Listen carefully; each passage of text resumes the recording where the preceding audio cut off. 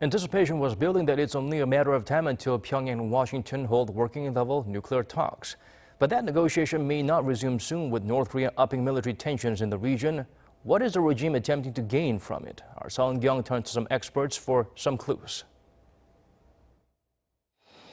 An expert on inter-Korean affairs pointed out that even though it appears the introduction of new weapons such as F-35 stealth fighter jet and the joint military exercises between South Korea and the U.S. have led North Korea to fire short-range missiles, the primary reasons are to display discontent against Seoul and Washington.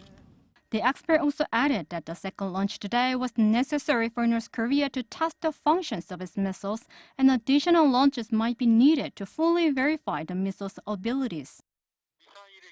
To develop a new weapon, North Korea needs more missile launches to verify the weapon's technical performance. The regime had a 5-day interval when it fired short-range missiles in May, which is a similar interval as this time. Then what impact could the recent missile provocations could have on the ongoing nuclear negotiations with the U.S.? Researcher Joe says that North Korea's missile launch would have little impact on Washington. General opinion in the U.S. is that the country should keep its sanctions on the regime unless North Korea gives up its nukes. And considering the presidential election is coming up soon, it is unlikely that President Trump will make a compromise over military threats.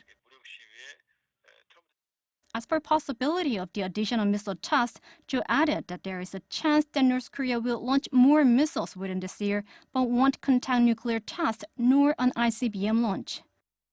Because Kim Jong-un set the deadline for nuclear negotiations at the end of this year, North Korea could use missile launches as a means of putting pressure on Washington and Seoul.